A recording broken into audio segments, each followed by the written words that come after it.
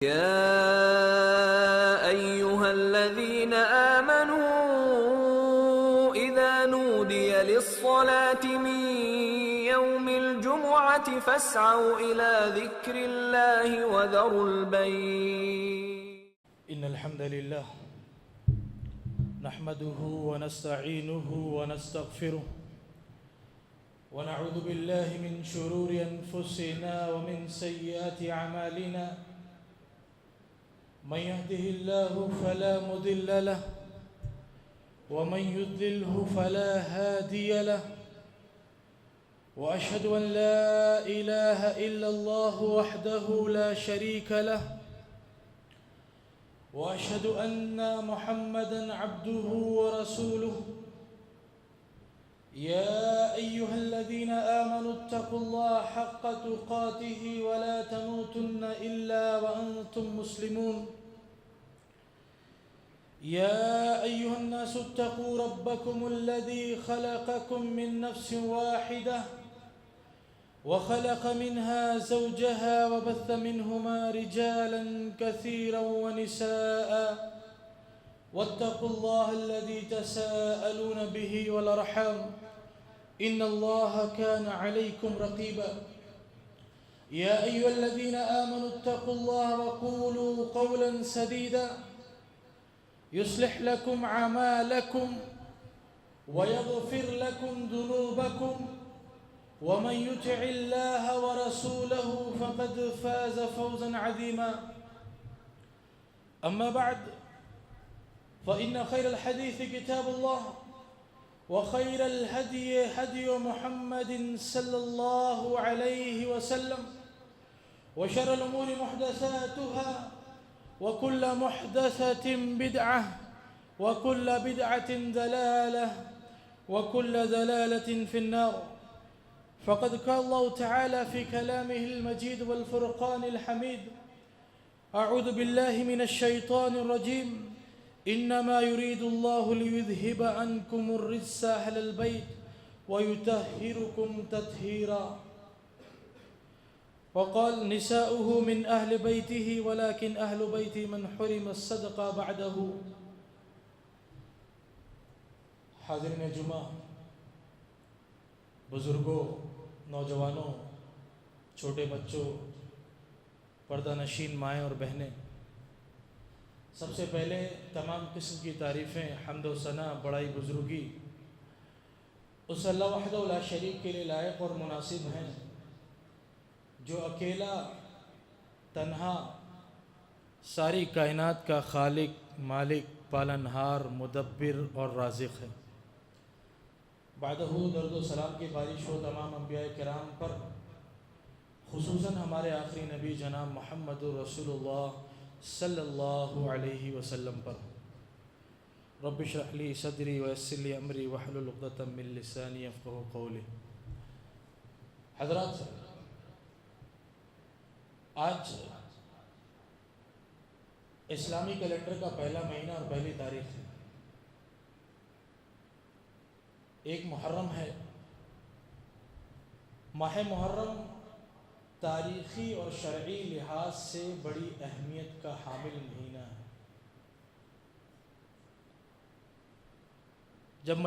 جب محرم کا مہینہ آتا ہے تو کئی سارے واقعات اور کئی یادیں جو محرم سے وابستہ ہیں وہ یاد آ جاتی ہیں۔ ہجری کیلنڈر کا آغاز محرم کے مہینے سے ہوا، اس پر انشاءاللہ ہجرت اور ہجرت کے اسباب پر انشاءاللہ پھر کبھی بات ہوگی۔ محرم کے مہینے میں ایک اہم سانحہ تاریخ اسلام میں ہوا، وہ نواس رسول حضرت حسین رضی اللہ عنہ کی شہادت کا واقعہ۔ بڑا دردناک اور غمناک واقعہ ہے، ان کو شہادت نصیب ہوئی۔ اسلام میں شہادت کوئی غم اور ماتم منانے کی چیز نہیں ہے، ایک عظیم مرتبہ ہے، اور بہت سے لوگوں کو اللہ کے نبی صلی اللہ علیہ وسلم کی زندگی میں ہی بہت سے صحابہ کو شہادت ملی۔ آپ کے چچا خود حضرت حمزہ رضی اللہ عنہ، آپ کی زندگی میں آپ کے سامنے ان کو شہادت ملی، لیکن اللہ کے نبی صلی اللہ علیہ وسلم کی سنت یا صحابہ کی سنت سے کوئی بات ثابت نہیں ہوتی کہ کبھی نبی نے یا صحابہ نے کسی کے شہادت پر ماتم منایا۔ تو شہادت یہ عظیم مرتبہ ہے جسے اللہ تعالیٰ اپنے خوش نصیب بندوں کو نصیب کراتا ہے۔ یہ واقعہ اس مہینے میں ہوا، محرم کے مہینے میں۔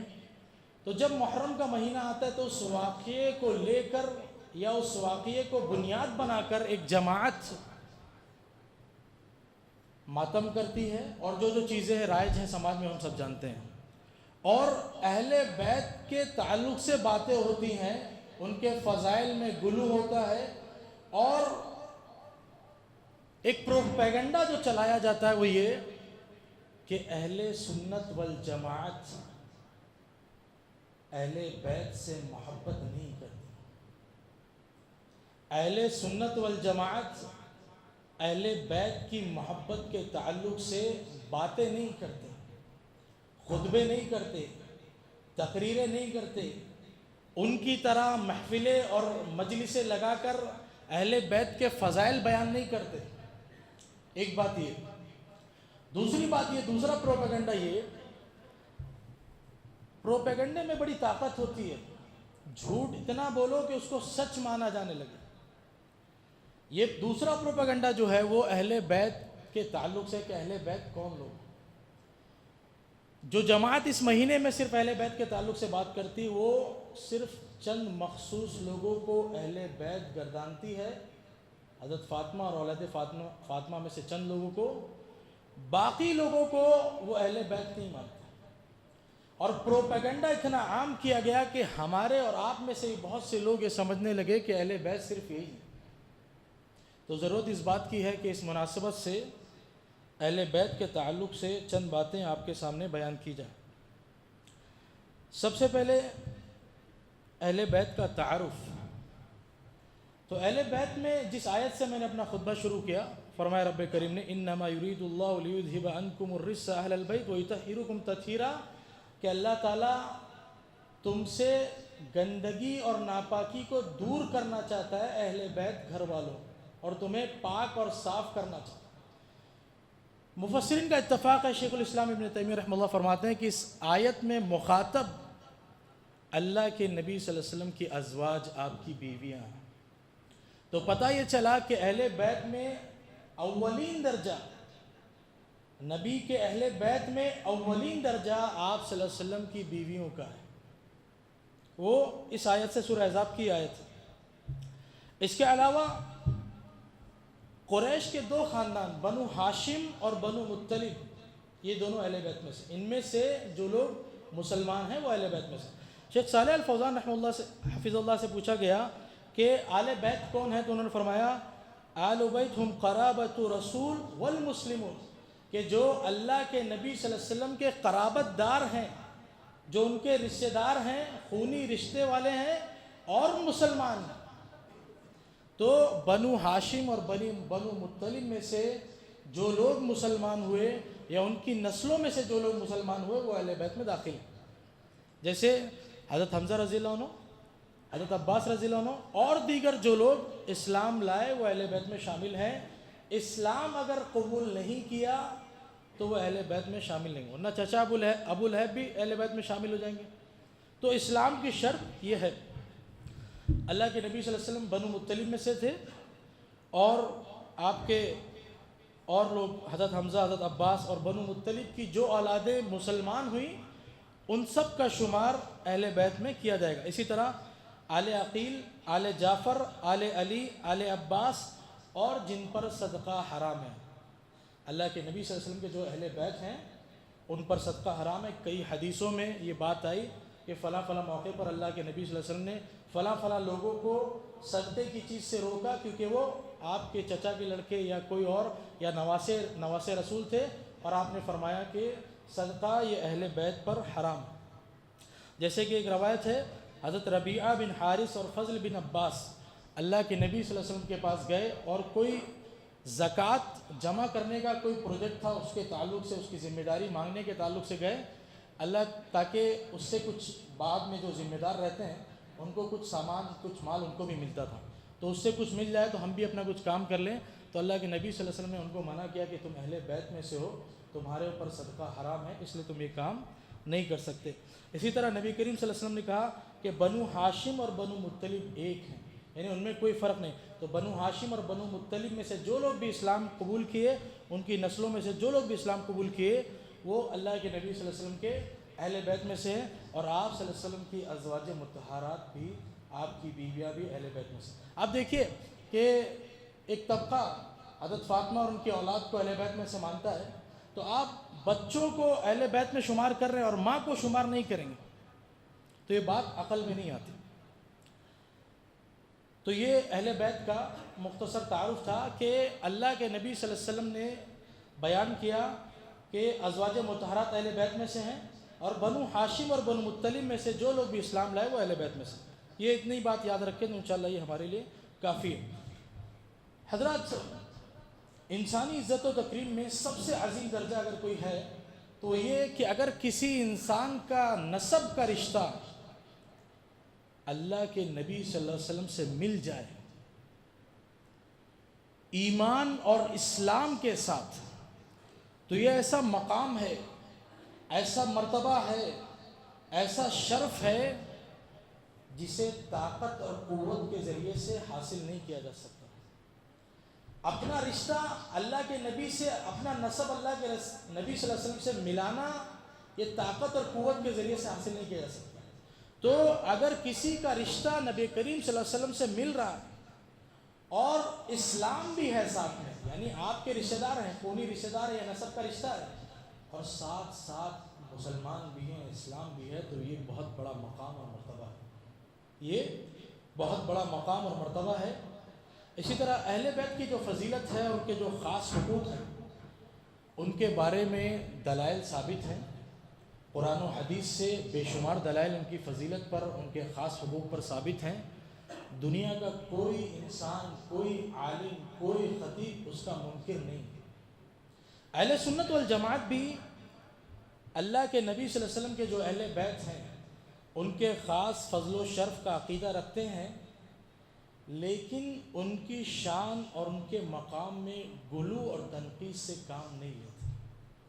اہل سنت والجماعت اہل بیت کے خاص فضل اور مقام کا عقیدہ رکھتے ہیں، لیکن ان کی شان میں غلو اور تنقیص سے کام نہیں لیتے۔ یعنی شریعت نے اہل بیت کا جو مقام، جو مرتبہ، جو شرف بیان کیا ہے، اسی جگہ پر اہل سنت والجماعت اہل بیت کو رکھتے ہیں۔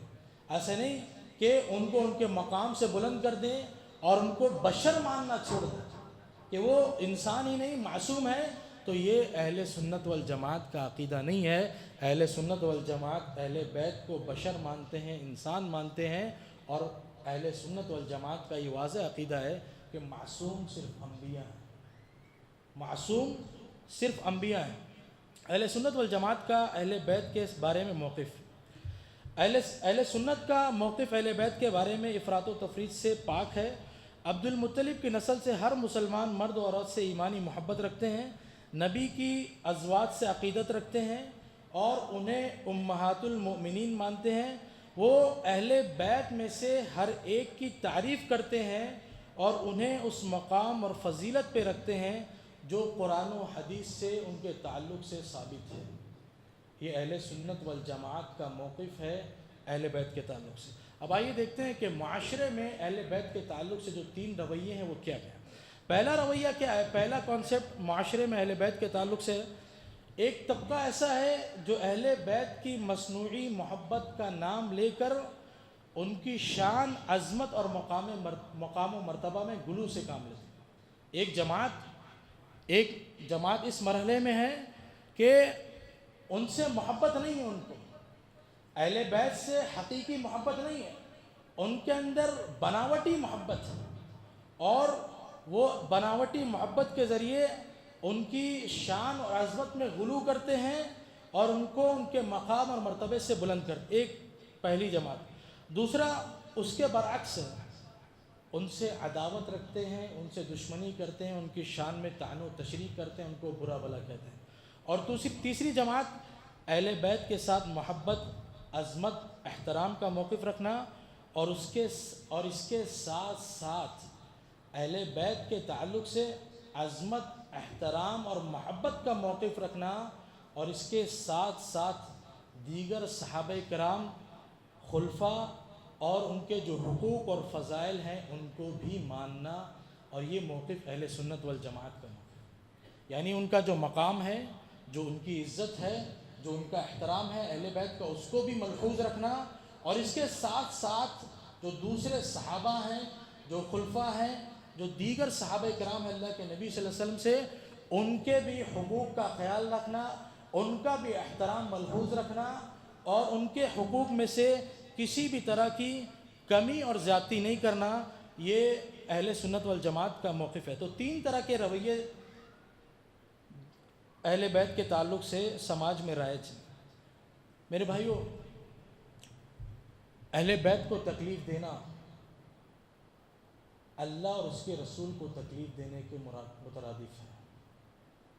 جو آدمی، جو جماعت، جو لوگ اللہ کے نبی صلی اللہ علیہ وسلم کے اہل بیت کو تکلیف دیں گے، ان کو اذیت دیں گے، ان کو طعن و تشنیع کریں گے، ان کے بارے میں برا بھلا بولیں گے، تو وہ کفر میں شامل ہو جائیں گے، منافقت میں شامل ہو جائیں گے، ایمان کھو بیٹھیں گے۔ یعنی اہل سنت والجماعت کا یہ عقیدہ ہے کہ اگر کوئی اللہ کے نبی صلی اللہ علیہ وسلم کے گھر والوں کے تعلق سے ان کو اذیت دے گا، ان کی بے ادبی کرے گا، ان کی طعن و تشنیع کرے گا، ان کو برا بھلا کہے گا، تو وہ ایمان کھو بیٹھے گا۔ اللہ کے نبی صلی اللہ علیہ وسلم نے فرمایا انما فاطمۃ بضعۃ منی یؤذینی ما آذاها وینسبنی ما انسبها، کہ فاطمہ میرے جگر کا ٹکڑا ہے، جو چیز مجھے تکلیف دیتی ہے وہ چیز اسے تکلیف، یعنی جو چیز فاطمہ کو تکلیف دے گی وہ مجھے تکلیف دے گی، یعنی جو فاطمہ رضی اللہ عنہا کو تکلیف دے گا، جو ان کو برا بھلا کہے گا، جو ان کی شان میں گستاخی کرے گا، تو وہ مجھے تکلیف دے گا، مجھے اس کی تکلیف پہنچے گی۔ یہ اللہ کے نبی صلی اللہ علیہ وسلم نے فرمایا۔ اسی طرح حضرت علی رضی اللہ عنہ سے دوستی و محبت کو اللہ کے ساتھ دوستی اور محبت قرار دیا۔ نبی کریم صلی اللہ علیہ وسلم نے حجۃ الوداع کے موقع پر فرمایا تھا کہ جس کا میں دوست ہوں یہ بھی اس کا دوست ہے، اے اللہ جو علی سے دوستی رکھے تو اسے دوست رکھ، اور جو علی سے دشمنی رکھے تو اس کو دشمن رکھ۔ یہ حدیث، یہ بات اللہ کے نبی صلی اللہ علیہ وسلم نے حجۃ الوداع کے موقع پر کہا تھا، جب بہت سارے لوگ حضرت علی رضی اللہ عنہ کے تعلق سے بدظن تھے، آپ پر شک کر رہے تھے، اس وقت اس چیز کو دور کرنے کے لیے، حضرت علی کی اہمیت کو واضح کرنے کے لیے اللہ کے نبی صلی اللہ علیہ وسلم نے یہ حدیث فرمائی، یہ بات فرمائی کہ جس سے یہ ثابت ہوتا ہے کہ حضرت علی سے محبت رکھنا یہ ضروری ہے، اور جو حضرت علی سے بغض رکھے گا وہ صحیح نہیں، وہ کفر ہے۔ جو حضرت علی سے بغض اور عناد رکھے وہ کفر ہے۔ اسی طرح بعض لوگوں نے اس حدیث کو حضرت علی کی خلافت بلا فصل پر دلیل بنانے کی کوشش کی، جبکہ اس میں کہیں بھی حضرت علی کی خلافت کی کوئی بات نہیں ہے۔ حجۃ الوداع کے موقع پر جب کچھ لوگ حضرت علی پر شک کر رہے تھے یا شاکی تھے یا کچھ مسئلہ تھا، تو اللہ کے رسول صلی اللہ علیہ وسلم نے حضرت علی کے تعلق سے وضاحت کرتے ہوئے یہ بات کی تھی۔ اسی طرح یہ حدیث رد ہے خوارج پر بھی، جو حضرت علی سے بغض رکھتے ہیں، عناد رکھتے ہیں، حضرت علی کے تعلق سے برے کلمات کہتے ہیں۔ تو یہ حدیث بہت واضح ہے کہ اس موقع پر اللہ کے نبی صلی اللہ علیہ وسلم نے کی، کہیں سے بھی یہ حدیث حضرت علی کی خلافت پر دلالت نہیں کرتی۔ اسی طرح اہل بیت سے محبت یہ ایمان کی علامت ہے، اہل بیت سے محبت یہ ایمان کی علامت ہے۔ اگر ہم اہل بیت سے محبت کرتے ہیں تو ہم مومن ہیں، اگر اہل بیت سے محبت نہیں کرتے تو ہمارا ایمان خطرے میں پڑ جائے گا۔ اسی طرح اللہ کے نبی صلی اللہ علیہ وسلم، جو آیت میں نے شروع کی، آیت تطہیر میں اہل بیت کا مقام، فرمایا رب کریم نے انما یرید اللہ لیذھب عنکم الرجس۔ شیخ الاسلام ابن تیمیہ رحمہ اللہ نے وضاحت کے ساتھ کہا کہ مفسرین کا اس بات پر اتفاق ہے کہ اس آیت میں مخاطب اللہ کے نبی صلی اللہ علیہ وسلم کی بیویاں ہیں، تو ازواج مطہرات بھی یہ اہل بیت میں شامل ہیں۔ دیکھتے ہیں کہ اہل بیت کے فضائل کیا ہیں۔ بہت سارے فضائل ہیں، چند باتیں ہیں۔ پہلی بات وہی جو آیت میں کہی کہ اللہ رب العالمین نے اہل بیت کو گندگی اور ناپاکی سے دور کرنا چاہا، یہ ایک چیز۔ دوسری چیز، اللہ رب العالمین نے ازواج کو امہات المومنین قرار دیا ہے، نبی کی جو بیویاں ہیں ان کو تمام مومنوں کی مائیں قرار دی ہیں۔ آپ صلی اللہ علیہ وسلم کی جتنی بیویاں ہیں وہ ہماری تمام مومنوں کی مائیں ہیں۔ اب یہاں پہ ایک بات سن لیجیے کہ جو لوگ ہماری ماؤں کو برا بھلا کہتے ہیں، ہماری ماؤں کی شان میں گستاخی کرتے ہیں، ہماری ماؤں کو گالیاں دیتے ہیں، ان سے ہمارا کبھی اتحاد نہیں ہو سکتا۔ اگر عقیدہ درست نہیں ہے تو اتحاد نہیں ہو سکتا۔ ہمارے عقائد کے خلاف ہمارے اور ان کے عقیدے میں اتنا فرق ہے، ان کے ساتھ اتحاد نہیں ہو سکتا۔ تو نبی کی بیویاں یہ امہات المومنین ہیں، تمام مومنین کی مائیں ہیں۔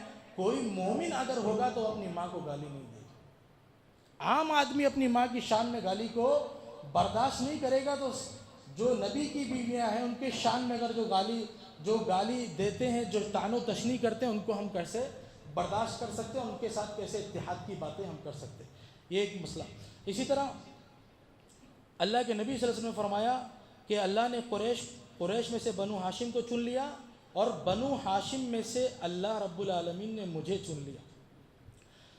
اسی طرح نبی کے جو نسب ہیں، نبی کے جو رشتہ دار ہیں، قیامت کے روز جتنے نسب ہیں وہ ایک دوسرے کے کام نہیں آئیں گے، لیکن اللہ کے نبی صلی اللہ علیہ وسلم کو جو نسب ہے، جو رشتہ ہے، وہ قیامت کے روز بھی کام آئے گا۔ اور پانچویں فضیلت جو ہے کہ صدقے کا مال آل محمد پر حرام ہے۔ جتنے بھی لوگ اہل بیت میں شامل ہیں ان پر صدقے کا مال حرام ہے۔ اسی طرح ایک فضیلت یہ کہ اہل بیت کی فضیلت دیکھیے کہ حضرت عباس رضی اللہ عنہ اہل بیت میں سے تھے۔ حضرت عمر اور حضرت عثمان رضی اللہ عنہ جب کبھی اونٹ سے گزرتے اور دیکھتے چچا حضرت عباس کھڑے ہیں تو وہ اونٹ سے اتر جاتے تھے۔ یہ اہل بیت کی فضیلت ہے۔ اسی طرح اہل بیت کے حقوق کیا ہیں؟ تو پہلا حق یہ ہے اہل بیت کا، ان سے محبت رکھنا۔ اہل بیت کا پہلا حق یہ ہے کہ ان سے محبت رکھنا، ان کا دفاع کرنا۔ اہل بیت کے تعلق سے اگر کوئی برا بھلا کہے تو ان کا دفاع کرنا، ان سے بات کرنا، اور محبت اہل بیت کا داعی ہونا، اہل بیت کی محبت کو بیان کرنا، اہل بیت کی محبت لوگوں کو سمجھانا، اہل بیت کی محبت کی طرف لوگوں کو بلانا۔ اگر کوئی اہل بیت سے محبت نہیں کرتا تو اس کو سمجھانا ہے، اس کو بلانا ہے، اس کو بتانا ہے۔ تو یہ اہل بیت کا پہلا حق ہے۔ دوسرا حق یہ کہ ان کا احترام کیا جائے، ان کی تعظیم کی جائے، اور کسی بھی طرح کسی بھی تعلق سے ان کی بے ادبی سے بچا جائے۔ اہل بیت کا احترام کیا جائے، ان کی بے ادبی سے بچا جائے۔ ابو بکر رضی اللہ عنہ نے کہا تھا کہ والذی نفسی بیدی لقرابۃ رسول اللہ احب الی ناصل من قرابت، کہ مجھے میرے رشتہ داروں سے زیادہ محبوب اور میرے قریب اللہ کے نبی صلی اللہ علیہ وسلم کے رشتہ دار۔ تو ان کا احترام کرنا، ان کی تعظیم کرنا، یہ اہل بیت کے حقوق میں سے ہے۔ اسی طرح اہل بیت کے حق میں سے ان کی درجات کی بلندی کی دعا کرنا اور ان کی مغفرت کے لیے دعا کرنا، اور اس کا حکم خود اللہ کے نبی صلی اللہ علیہ وسلم نے دیا۔ ہم 5 نمازوں میں دعائیں کرتے ہیں، مغفرت کی، درود سلام پڑھتے ہیں اہل بیت کے لیے بھی۔ اسی طرح مال غنیمت اور مال فیہ میں سے خمس یعنی 5واں حصہ اہل رسول کو دینا۔ پانچواں جو حق ہے اہل بیت کا، اہل بیت کے مقام اور مرتبہ کا عقیدہ رکھنا کہ یہ نبی کے رشتہ دار ہیں، اور انہیں باقی لوگوں پر فضیلت دینا۔ یہ عقیدہ رکھنا کہ یہ اہل بیت ہیں، نبی کے رشتہ دار ہیں، نبی کے گھر والے ہیں، اور باقی لوگوں پر اہل بیت کو فضیلت دینا، یہ اہل بیت کے چند حقوق تھے جو میں نے آپ کے سامنے بیان کیے۔ ضرورت اس بات کی ہے کہ ہم بنیادی جو عقیدے ہیں ان کو سمجھیں، ان کو سیکھیں۔ اہل بیت کے تعلق سے مسئلہ ہو، صحابہ کرام کے تعلق سے بات ہو، یا اور کسی مسئلے میں، ہم بنیادی عقیدے جو اسلام کے شریعت کے جو بنیادی عقیدے ہیں ان کو سمجھیں، ان کو جانیں، پڑھیں۔ اگر ہم ان چیزوں کو جانتے نہیں ہیں تو دنیا ہم کو گمراہ کر دیتی ہے، دنیا ہم کو گمراہ کر دیتی ہے، اور جو باطل عقائد باطل باتیں جو سماج میں رائج ہیں ان کو ہم صحیح سمجھنے لگتے ہیں، ان کو ہم صحیح سمجھنے لگتے ہیں. تو جو لوگ صرف چند لوگوں کو یعنی حضرت فاطمہ اور ان کی اولاد کو اہل بیت میں گردانتے ہیں، ان کا عقیدہ غلط ہے. اہل بیت میں آپ صلی اللہ علیہ وسلم کی بیویاں ہیں، اور بنو ہاشم اور بنو مطلب میں سے جو لوگ بھی مسلمان ہوئے وہ اہل بیت میں شامل ہیں. ان کا احترام کرنا چاہیے، ان کے حقوق کا خیال رکھنا چاہیے، ان کا دفاع کرنا چاہیے، اور ان کے تعلق سے صحیح عقیدہ رکھنا چاہیے. اس کے ساتھ ساتھ جو باقی صحابہ کرام ہیں اہل بیت کے مقام اور مرتبہ کا خیال رکھنا ہے. وہ باقی لوگوں سے افضل ہے اس بات کا بھی عقیدہ رکھنا ہے. لیکن جو باقی صحابہ ہیں، جو باقی صحابیات ہیں، جو خلفائے اعظام ہیں، ان کے تعلق سے بھی صحیح عقیدہ ہمیں رکھنا ہے. ان کے حقوق کا بھی ہمیں خیال رکھنا ہے. ان کی شان میں اگر کوئی گستاخی کر رہا ہے تو اس سے بھی ہمیں دفاع کرنا ہے. اور ان کا جو مقام ہے، دیکھیے اہل سنت کا جو عقیدہ ہوتا ہے وہ وسطیت کا ہوتا ہے، درمیانی، نہ بہت اوپر نہ بہت نیچے، نہ غلو نہ تنقیص. تو ہمارا عقیدہ واضح اور کلیئر ہونا چاہیے سب کے تعلق سے کہ قرآن اور حدیث نے اہل بیت کے تعلق سے جو عقیدہ، جو مقام، جو مرتبہ بیان کیا ہے ہم ان کو اسی مقام پر رکھیں گے. اور ایسا نہیں جیسا سماج میں ہے کہ اہل تشیع کیا کرتے ہیں، اہل بیت چند لوگ کو گردانتے ہیں، ان کے مقام کو ان کی شان میں غلو کرتے ہیں، اور باقی جو صحابہ ان کی شان میں طعن و تشنیع کرتے ہیں. تو اہل سنت والجماعت کا مسلک اور مذہب ایسا نہیں ہے، ان کا عقیدہ ایسا نہیں ہے. وہ سب کو قرآن اور حدیث نے جو مقام دیا ہے، جو مرتبہ دیا ہے، جو فضیلت دی ہے، اسی فضیلت اور اسی مقام پر اہل بیت کو بھی رکھتے ہیں، صحابہ کو بھی رکھتے ہیں. رب العالمین سے دعا ہے کہ اللہ تو ہمیں اہل بیت کے فضائل کو سمجھنے، ان کے مقام اور مرتبے کو سمجھنے، ان کا احترام کرنے، ان کی عظمت اور ان کے احترام کا دفاع کرنے، اور ان کے فضائل اور ان کی منقبت کو عام کرنے والا بنا اللہ. اور باقی جتنے بھی صحابہ ہیں ان کی فضیلتوں کو سمجھنے اور ان سے بھی دفاع کرنے والا تو ہمیں بنا اللہ. جب تک تو دنیا میں زندہ رکھ، ایمان اور اسلام پر زندہ رکھ. ہمیں جو لوگ بیمار ان کی بیماریوں کو دور فرما دے، ہمیں جو لوگ قرض دار ان کے قرض کی ادائیگی کروا دے، ہمیں جو لوگ بے روزگار ان کے روزگار کے مسائل حل کروا دے. آمین. وآخر دعوانا الحمد للہ رب العالمین.